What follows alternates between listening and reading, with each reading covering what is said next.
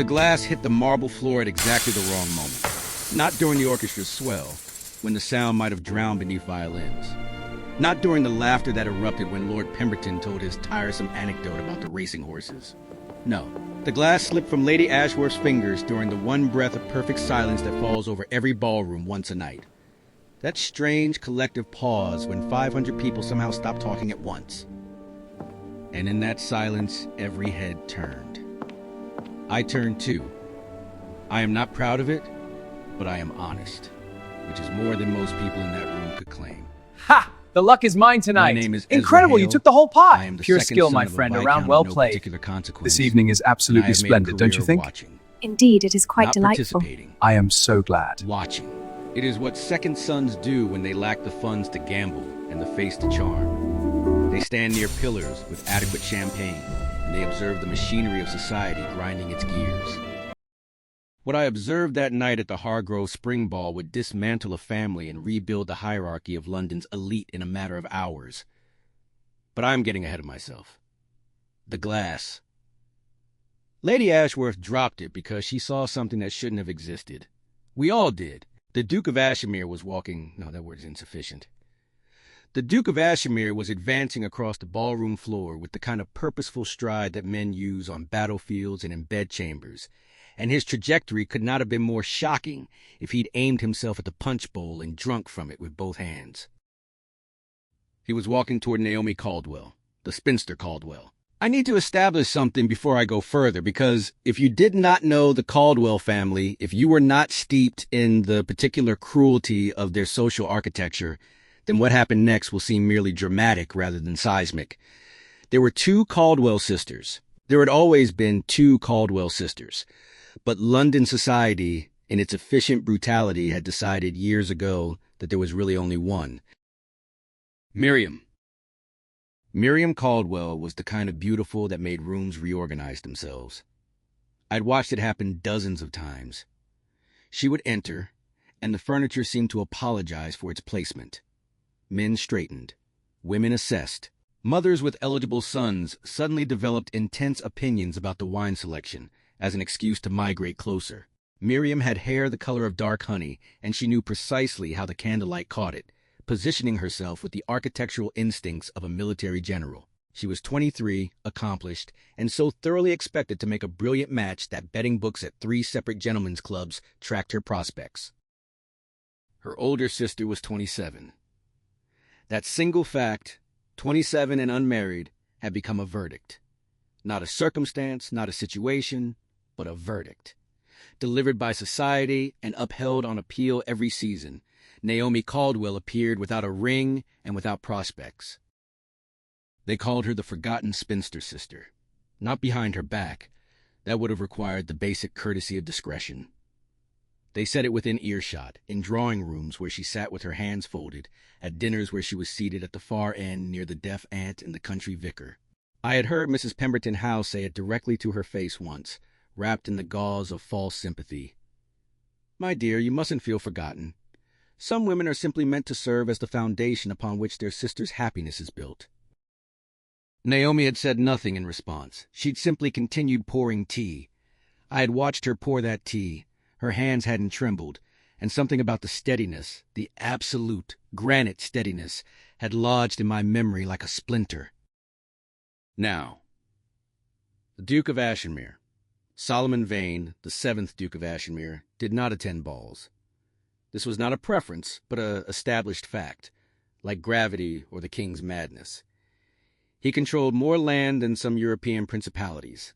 His annual income was rumored to exceed that of several members of the royal family combined. He sat in the House of Lords like a man who had personally constructed the building and was mildly dissatisfied with the upholstery. 3 successive prime ministers had sought his counsel. 2 had received it. He was 34, unmarried, and he had not set foot in a London ballroom in over 6 years, until tonight. The Hargrove Spring Ball was already considered the event of the season because the Countess of Hargrove had imported French champagne and Italian musicians and had spent what my mother whispered was an indecent fortune on orchids. The ballroom was swollen with every family of consequence. The Caldwells were there, Of course they were. Miriam was holding court near the east windows, surrounded by her usual constellation of admirers. Their mother, Lady Caldwell, stood sentinel nearby, managing her daughter's social interactions with the precision of a chess master. Naomi was near the far wall. She was always near the far wall. I had noticed her when I arrived because I always noticed the people no one else was looking at. She wore a dress that might once have been fashionable. Dove gray, a season or two behind the current style, with none of the embellishments that Miriam's gowns always featured. Her dark hair was pinned up simply. She stood beside a potted fern and held no glass, no fan, no prop of social performance. She simply stood there, existing, taking up space that society had decided she wasn't entitled to. Then the doors at the top of the grand staircase opened, and the majordomo's voice cracked across the room like a whip. "His Grace, the Duke of Ashenmere!" 500 people stopped breathing.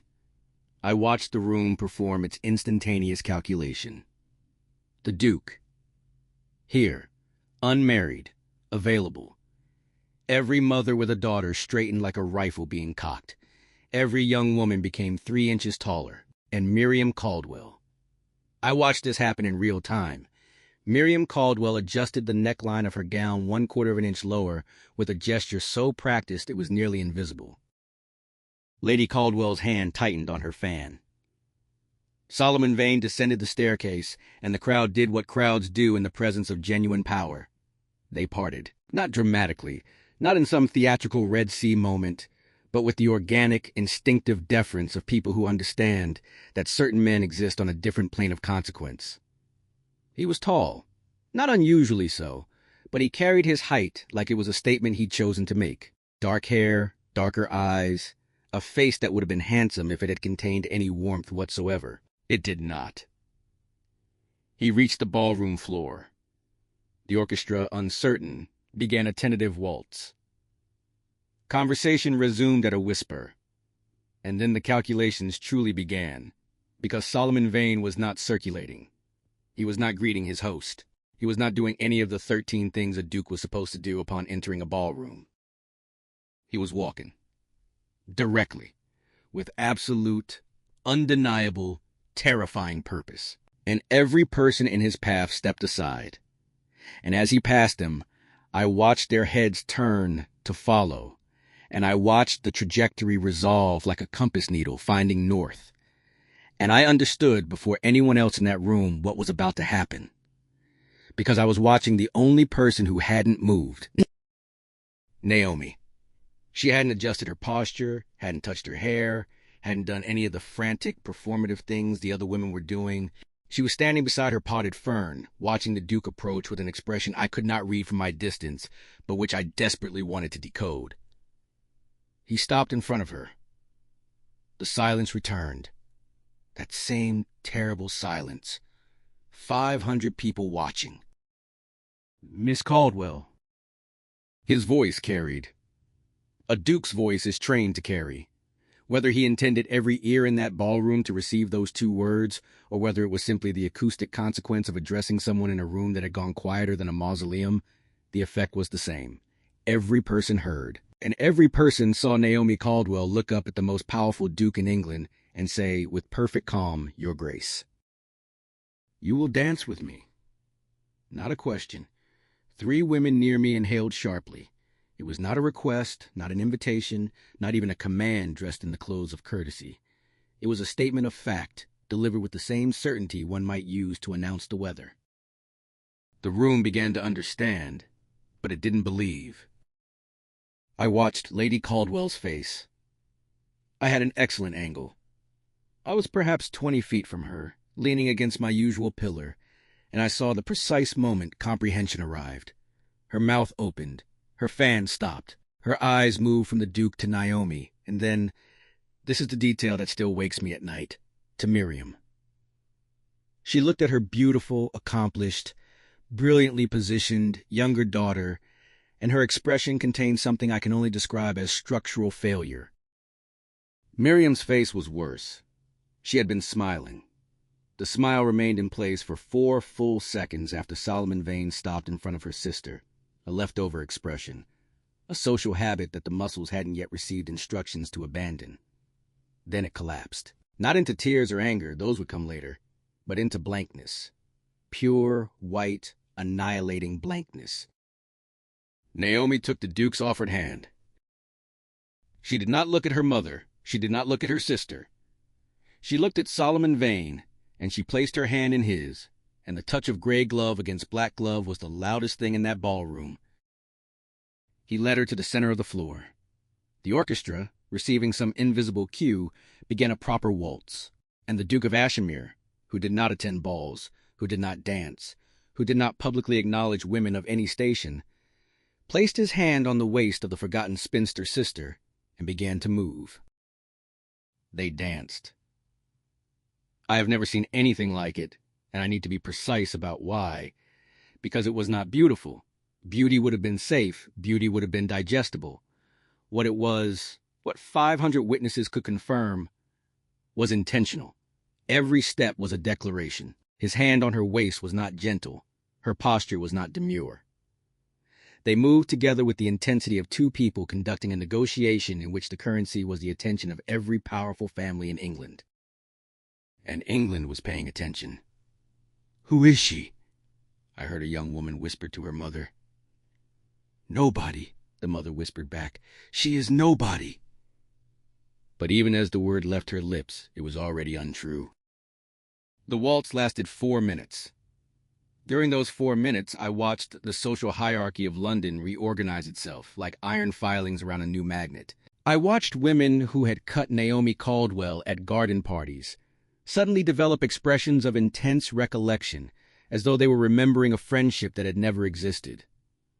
I watched men who had looked through her for years narrow their eyes and see her, for the first time. Lady Caldwell had not moved. She stood rooted to her position, fan now gripped so tightly that I could see the ivory straining even from my distance.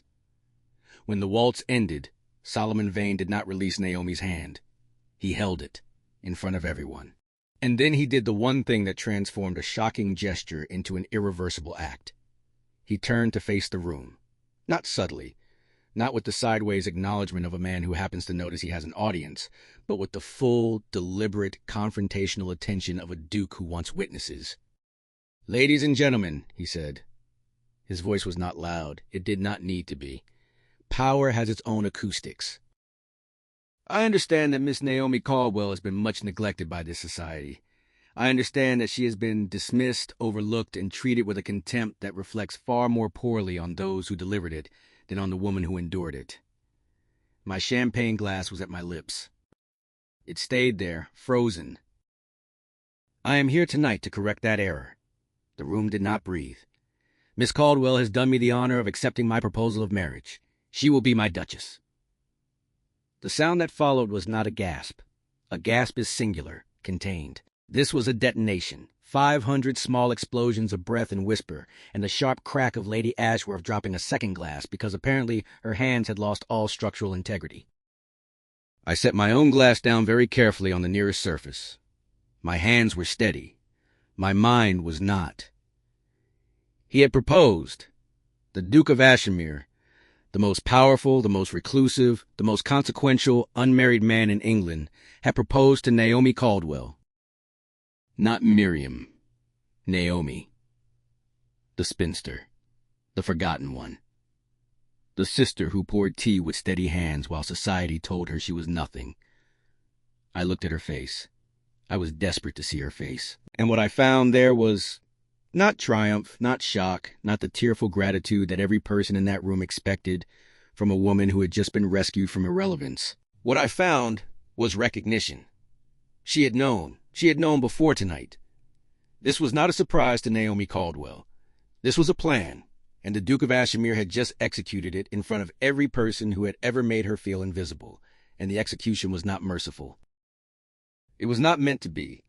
The aftermath was not immediate. It was architectural. I have seen rooms respond to scandal before. The rhythm is predictable. The gasp, the whisper, the rapid coalition forming as alliances are tested and loyalties recalculated. What happened after Solomon Vane's announcement followed none of those patterns. The room did not fragment into clusters of gossip. It froze. 500 people stood in a state of collective paralysis, because the social mathematics they had relied upon for the entirety of their adult lives had just produced an impossible answer. The spinster gets the duke. No, that does not happen. That has never happened. That violates every principle upon which this elaborate, merciless game is built. And yet, I moved.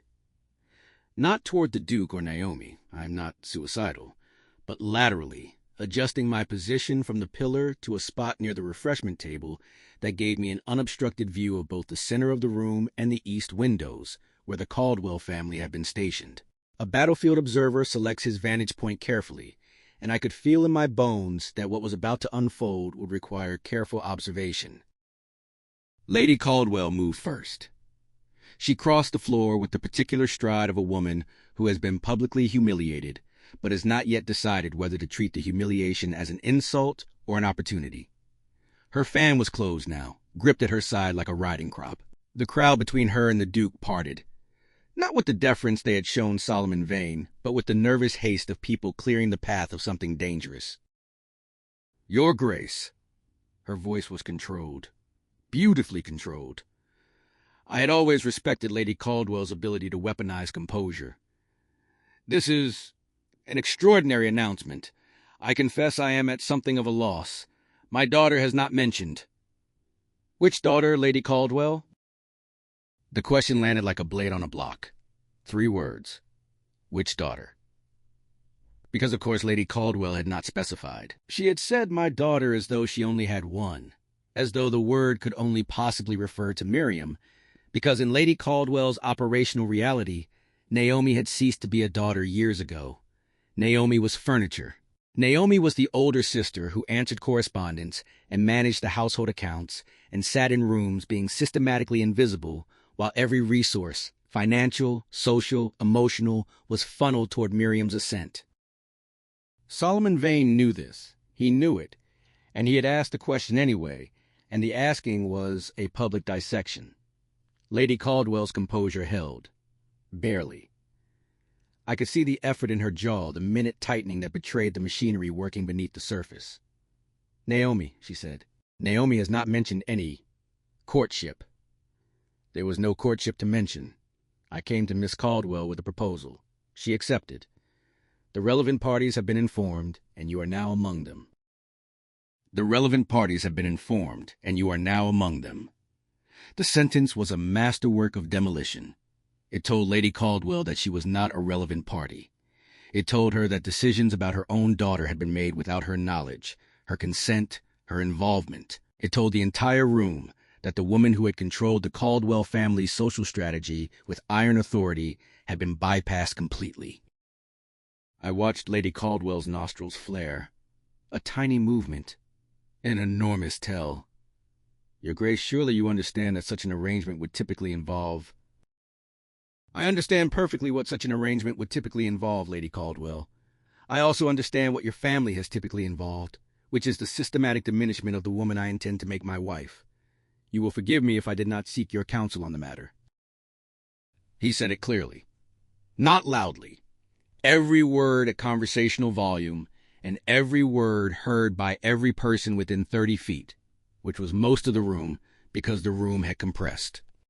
People were migrating inward, drawn by the gravitational pull of public confrontation, the irresistible spectacle of a duke dismantling a matriarch in her own social territory. I looked at Naomi. She stood slightly behind Solomon Vane's left shoulder. Her face was composed, but her eyes... I was close enough now to see her eyes. Her eyes were doing something I had never witnessed in all my years of watching the unwatched. They were moving across the room with slow, methodical precision, cataloging faces. She was looking at every person who had ever overlooked her, every hostess who had seated her in the corner, every matron who had clucked about her spinster status, and she was recording them, not with malice, something colder than malice. Recognition. I see you. I have always seen you, and now you will see me. Lady Caldwell attempted one more volley. Your Grace, I must insist that we discuss this privately. Family matters of this nature. There is nothing private about what has been done to your daughter, Lady Caldwell. It was done publicly. In drawing rooms, at dinner tables, at balls precisely like this one. Every slight, every dismissal, every act of erasure was performed before an audience. The correction will be performed before the same audience. Silence. Absolute, crushing silence.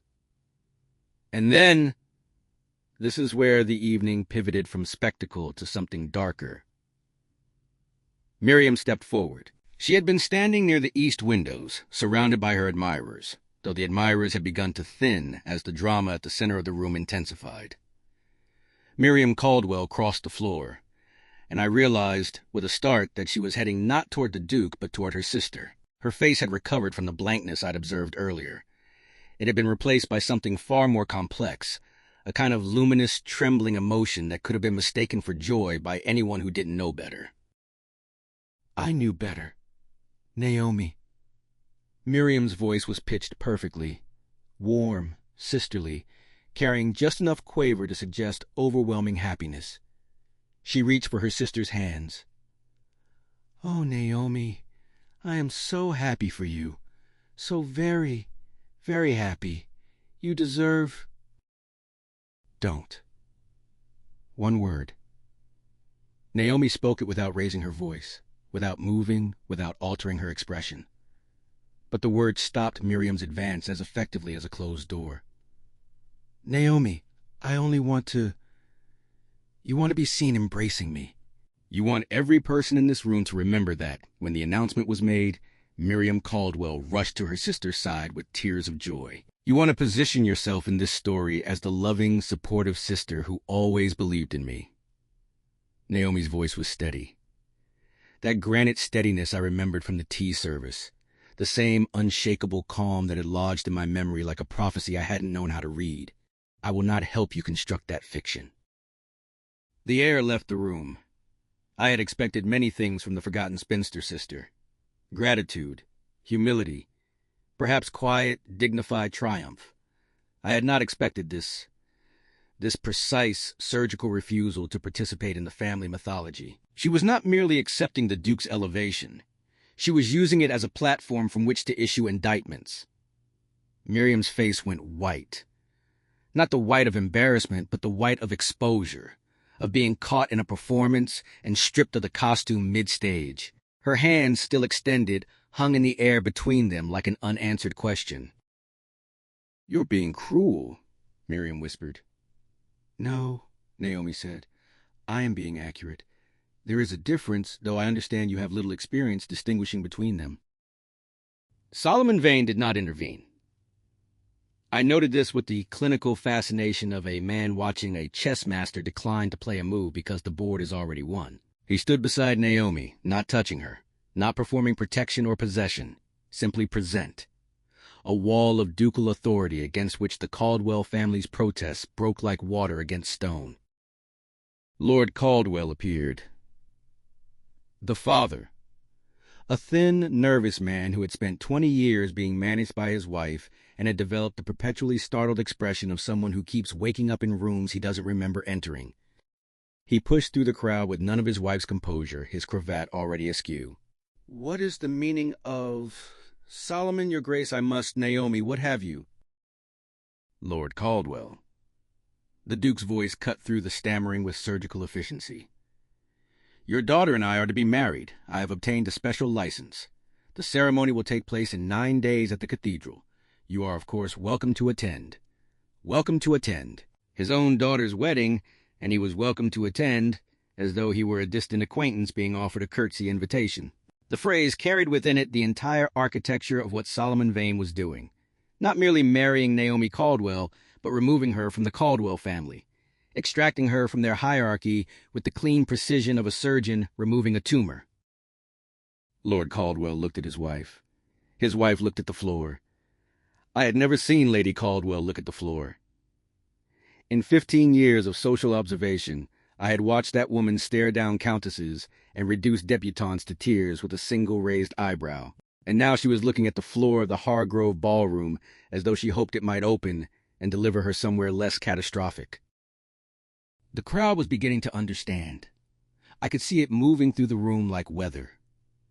The realization that this was not a fairy tale. This was not the heartwarming story of a neglected woman being discovered and elevated by a noble prince. This was retribution. Solomon Vane had chosen Naomi Caldwell not despite her status as the forgotten sister, but because of it. Her suffering was not incidental to his choice, it was central. He was using his power, the most concentrated social power in England, to reverse the verdict that had been passed on her, and the reversal was not gentle. It was not meant to be gentle.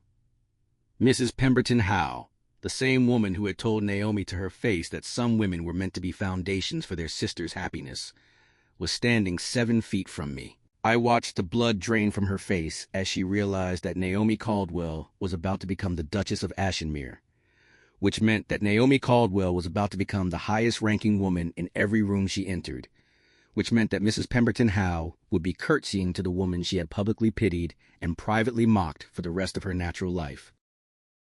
The mathematics were inescapable. Miriam had retreated to the east windows. She stood alone now. Her admirers had evaporated with the instinctive self-preservation of men who understand that proximity to a losing position is contagious. She was gripping the windowsill behind her with both hands, and even from across the room I could see her knuckles. I felt something I did not expect. I felt sorry for her. Not deeply, not consumingly, but with the mild, passing sympathy one feels for a chess piece that has been swept from the board. Miriam Caldwell had not built the system that elevated her at her sister's expense. She had merely thrived in it. She had accepted its gifts without questioning its costs, and now the bill had arrived, and it was denominated in a currency she could not afford. The Countess of Hargrove materialized beside the Duke. She was the hostess, and she was attempting to perform the hostess's sacred duty of converting catastrophe into festivity. "Your Grace, what wonderful news! We must celebrate. Champagne, surely, a toast to the happy couple." "That would be appropriate," Solomon Vane said. And just like that, the room was given permission to breathe. Champagne appeared. The orchestra resumed. Conversation erupted with the desperate energy of people who have been holding their breath too long. And the narrative began its immediate, furious revision. Because that is what society does when power shifts. It does not acknowledge the shift. It pretends the new reality was always the reality. It rewrites. I heard it beginning already, the murmur of revisionism flowing through the room. I always thought Naomi had something about her. Quite a handsome woman, really, when you look properly. I said to Lord Ashford just last week that the elder Caldwell girl was being shamefully overlooked. Lies. Every word. These were the same people who had agreed, season after season, that Naomi Caldwell was invisible. They were the same mouths that had formed the words forgotten, spinster sister, and meant them as a epitaph. And now those mouths were reshaping themselves around new words, new histories, new fictions, in which they had always seen what Solomon Vane saw, had always known what he knew. I took a glass of champagne from a passing footman and drank it in one swallow. Because I was not innocent either. I had watched, I had noticed, I had observed Naomi Caldwell's steady hands and her quiet endurance and her systematic erasure, and I had done nothing. I had filed her away as an interesting footnote in my ongoing study of social cruelty, and I had gone back to my pillar and my champagne and my comfortable position as a witness rather than a participant. Solomon Vane had participated. That was the difference between a second son and a duke. A second son watches. A duke acts. The champagne toast was proposed by the Countess of Hargrove. Glasses were raised. 500 voices said the names Solomon and Naomi in approximate unison, and the sound rolled across the ballroom like a bell being rung. Not for celebration, but for a change of watch. A new order had been announced, and the night was not over. The supper hour arrived, and with it, the true test. Ballroom announcements are theatrical. They carry weight, but they exist in a liminal space. Performance, spectacle, a thing that happened under chandeliers and can be half dismissed as the excesses of an extraordinary evening. Supper is different. Supper is structural. Who sits where, who is served first, who is addressed, and in what order, These are the load-bearing walls of English society, and they cannot be rearranged without consequence. The Countess of Hargrove understood this. I watched her confer with her butler in rapid, hushed tones near the dining-room entrance, and I watched the butler's face perform a remarkable journey from confusion to alarm to grim acceptance. The seating had to be reorganized. The Duke of Ashimere required the position of highest precedence, and his announced fiancée, the forgotten spinster sister, the woman who had been seated next to the deaf aunt at every dinner for 5 years, required the position beside him. Chairs were moved, place cards were shuffled, and Naomi Caldwell was escorted to the head of the table on the arm of the most powerful man in England, while Miriam Caldwell was relocated 17 seats down between a young curate with a stammer and the widow of a minor baronet. 17 seats. The distance was a demotion measured in mahogany and white linen, and every person in that dining room counted the chairs between the sisters and understood the arithmetic. I was seated, by the grace of alphabetical coincidence and my modest rank, close enough to observe both positions. The table was long, a magnificent Jacobean piece that the Hargrove family had owned for 2 centuries, and it created a kind of theater, the high end and the low end visible to each other across an expanse of silver and crystal. Miriam could see Naomi. Naomi could see Miriam. They did not look at each other. The first course was served, white soup. I remember this because I remember everything about that supper with the pathological clarity of a man who understands he is witnessing history. The soup arrived, and conversation began, and I discovered that the Duke of Ashimere was not finished. He had demolished the Caldwell family's public position.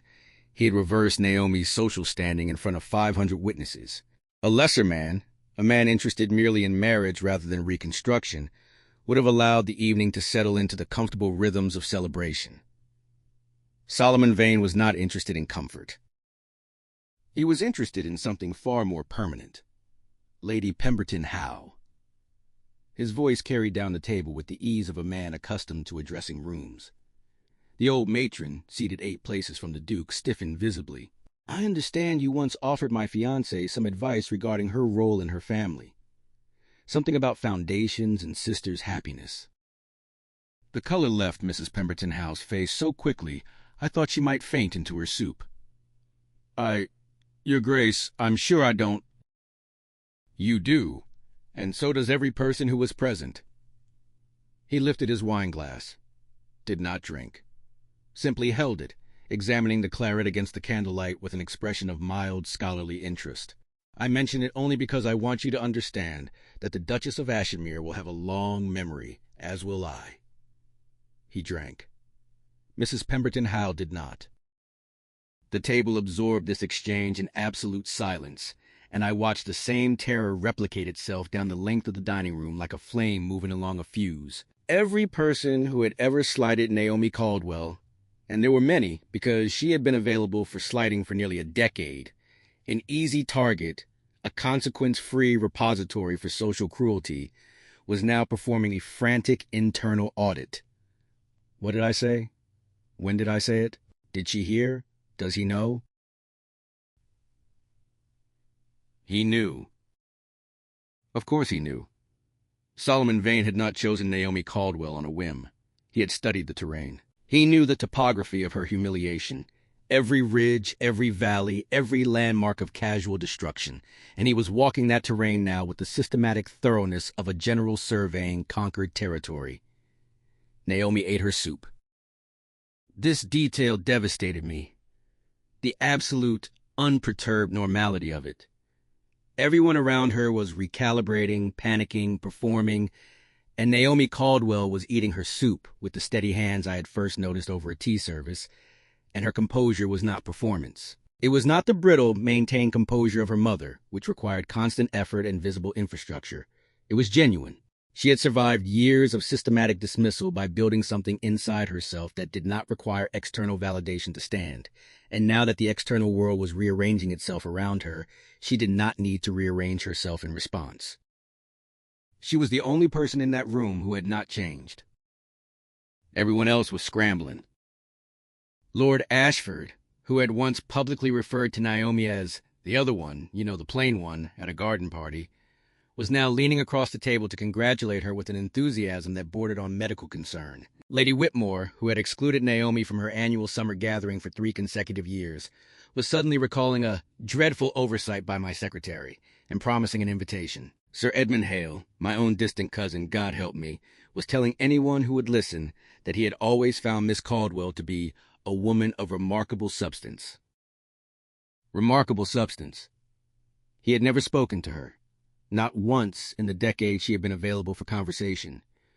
The revisionism was complete before the fish course arrived. But there was one person at that table who refused to revise. Miriam. I could see her from my position. 17 seats removed from the seat she had been born and trained and groomed to occupy. She was not eating. Her hands were in her lap, and her face had moved beyond the white blankness of the ballroom into something harder, more defined. She had been drinking wine. I had counted 3 glasses during the soup course alone, and the alcohol was performing its ancient function of dissolving the barriers between what a person feels and what a person shows. She spoke during the fish course. Not loudly, but the table had developed the hypersensitive acoustics of a room in which everyone is listening for the next detonation, and Miriam's voice carried with the penetrating clarity of a bell cracked down the middle. I find it remarkable, she said to the curate beside her, though her eyes were fixed on the far end of the table, how quickly people discover virtue in a woman once a duke has pointed at her. The curate choked on his turbo. 12 heads turned. The sentence hung in the air above the silver and the candelabras, and it was, I must be honest, the single most truthful thing anyone had said all evening. Miriam Caldwell, in her wine-loosened bitterness, had identified the precise mechanism of what was happening. She had named the machinery. Society did not suddenly see Naomi.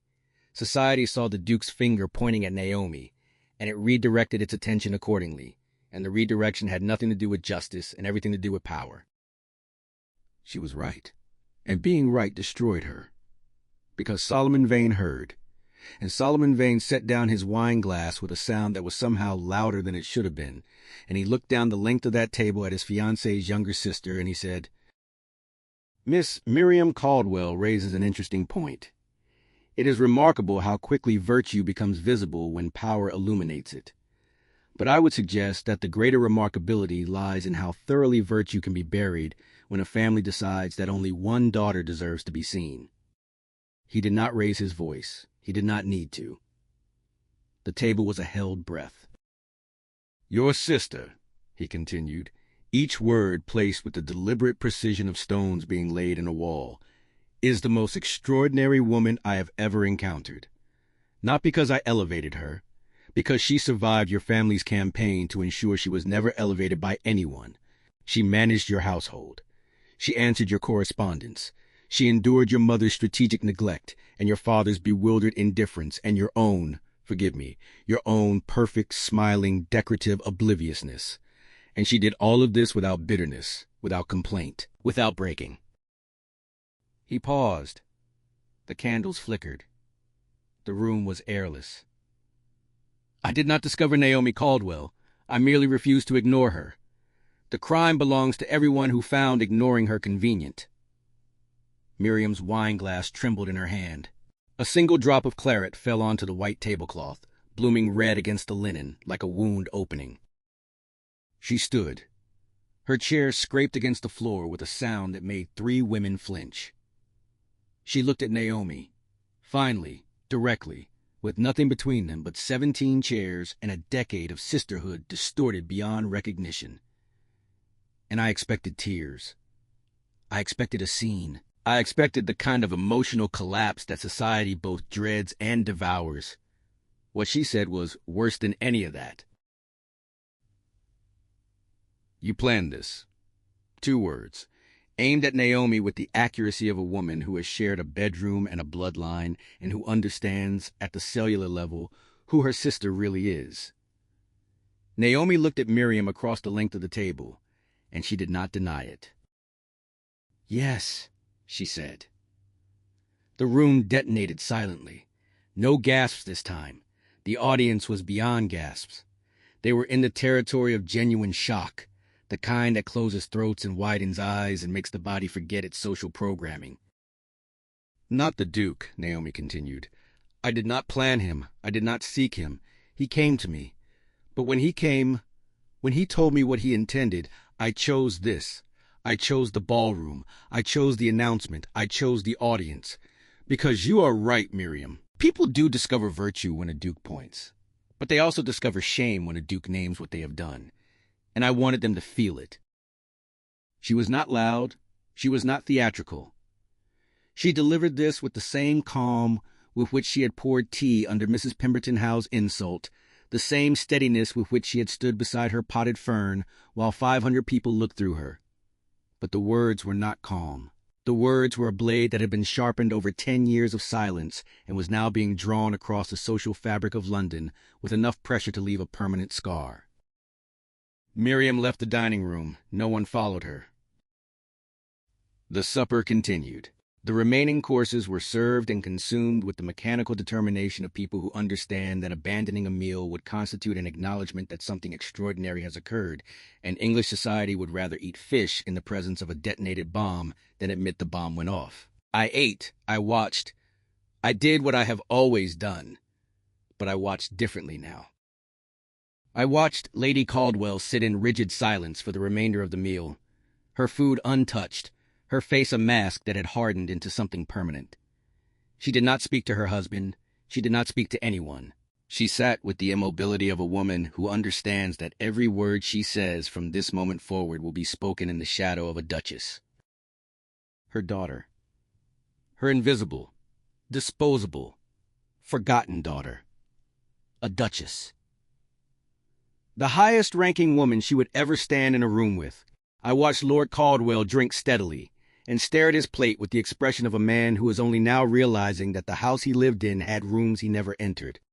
I watched Solomon Vane attend to Naomi with an attentiveness that was not tender. I want to be precise about this because the story that would later circulate, the fairy tale version, the one that society would construct to make itself feel less culpable, would paint the Duke as a romantic hero, a man who saw beauty where others saw plainness, who loved where others dismissed. That was not what I observed.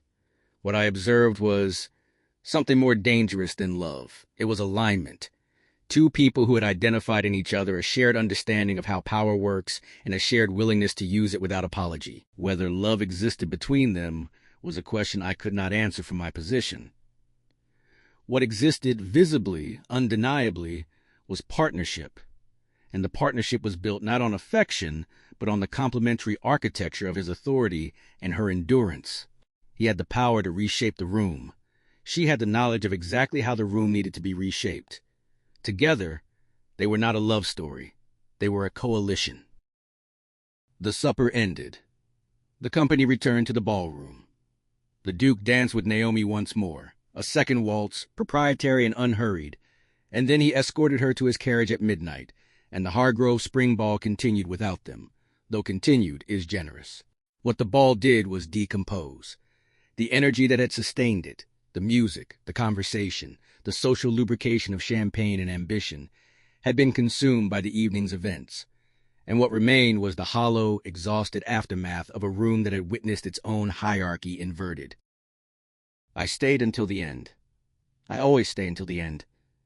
At 1:30 in the morning, I stood on the front steps of the Hargrove townhouse and watched the last carriages depart. The night air was cold. London smelled of horses and coal smoke and the faint, sweet rot of the Thames. Mrs. Pemberton Howe passed me on the steps. She was being supported by her husband, a man so inconsequential I had never bothered to learn his first name. Her face was gray. She did not see me. She was seeing, I suspected, a future in which every social interaction required her to curtsy to the woman she had patronized, to defer to the woman she had pitied, to treat as her superior the woman she had publicly designated as a foundation for someone else's happiness. That future began tomorrow. It would last for the rest of her life. I turned up my collar against the cold and walked home through streets that were already beginning to lighten at the edges, the first gray suggestion of dawn pressing against the eastern sky. Behind me, the Hargrove townhouse went dark window by window, and the ballroom where the forgotten spinster sister had become the future Duchess of Ashemere stood empty, its chandeliers extinguished, its floor still bearing the scuff marks of a waltz that had changed everything. 9 days later, Naomi Caldwell married Solomon Vane at the cathedral. I attended. So did everyone. One does not decline an invitation from the Duke of Ashenmere. The pews were full of the same faces that had filled the Hargrove ballroom, the same mouths that had called her forgotten, the same eyes that had looked through her, the same hands that had never reached for hers. They sat in their finest clothes and watched her walk the aisle in ivory silk, and they smiled, and they applauded, and they pretended. Miriam was not present. Lady Caldwell sat in the front pew with the rigid posture of a woman enduring surgery without anesthesia. Lord Caldwell wept, though whether from joy or bewilderment was impossible to determine. The vows were spoken, the ring was placed, the register was signed, and when the new Duchess of Ashenmere turned from the altar to face the congregation, she paused. A brief pause, barely a second. Her eyes moved across the assembled faces with that same slow, methodical precision I had witnessed at the ball, cataloging, recording, remembering. Then she walked down the aisle on the arm of her duke, and the congregation rose, and the doors of the cathedral opened onto a London morning flooded with sunlight, and the forgotten spinster sister stepped through them into a world that would never overlook her again. Not because it had learned to see, because it had learned to fear.